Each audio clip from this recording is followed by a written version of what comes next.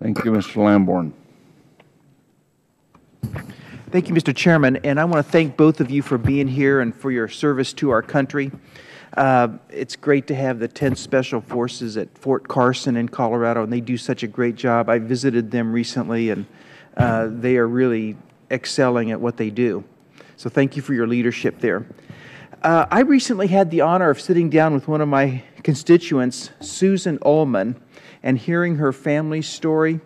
It's a story that involved her husband, who is father to their children, and an outstanding man who was a Green Beret who did serve with the 10th Special Forces.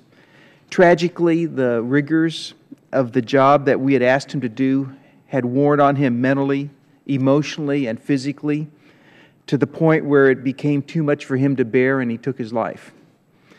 Susan came to me to share his story and to celebrate his life, but she also came to me to help prevent the tragic loss of our heroes in the future by raising awareness about SOCOM's Preservation of the Force and Family program. You mentioned that earlier, Admiral. She conveyed to me that the program was not in existence when her husband was struggling, but after learning about it and its merits, knew that if he had been able to participate in it, he would be here today with her and the children and continuing his career with the Green Beret, with the Special Forces. So Susan is here today in the audience, and I want to again express my condolences to her and thank her for her sacrifice to our country. How is this program, the Preservation of the Force and Family program, supporting service members and their families, and what does it mean for the overall readiness of Special Operations Forces? Sir, thank you, and let me also pass on my condolences.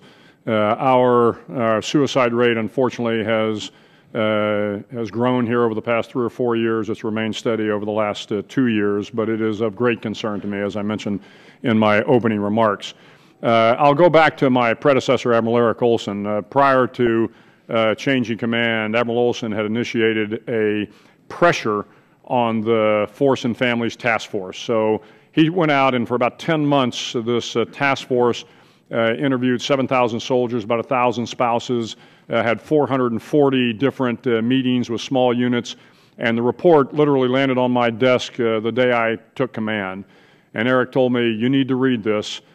We've got to do something about how the force is fraying." And that was the term he used at the time, that the force was frayed. And this was in 2011. Well, sir, the force has continued to fray, but that was really kind of a wake-up call for us. I came into the military in 1977 at the end of Vietnam, and most of the folks that raised me were Vietnam veterans. And frankly, sir, we didn't do a very good job of taking care of our veterans. And I know I speak for all the service chiefs and all the combatant commanders. We're not going to let that happen again with this generation, and we appreciate the support of everybody on Capitol Hill to make that happen, to put our soldiers, sailors, airmen, and Marines in a good position as they move forward. But with that report from Admiral Olson, we turned the pressure on the Force and Families to the preservation of the Force and Families. And frankly, sir, we have dedicated a lot of time and effort to figure out how do we help the force and the families, and this was a key component of it. We have a number of sub-elements to the POTF. We have the Human Performance Program. It is really focused on the individual soldiers, sailors, airmen, and Marines that are preparing to go overseas in a combat environment.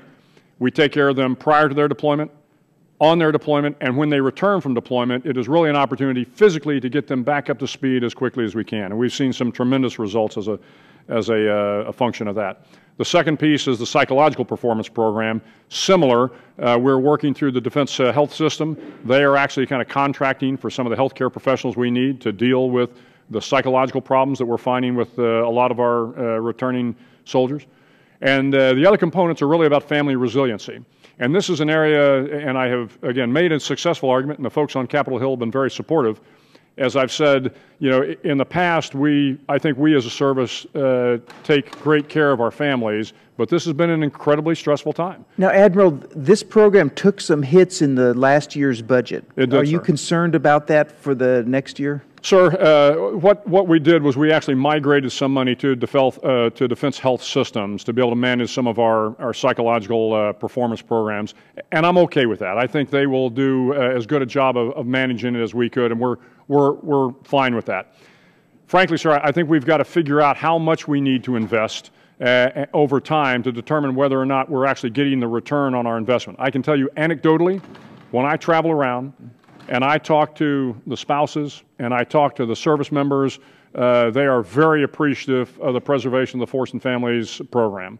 But at some point in time, I'll need to come back to this body and be able to show categorically how this has helped. I think I can do that to a degree now, but it is going to take us a couple of years to see the results of this effort. Thank you so much. Yes, sir. Thank you. Thank you, Ms.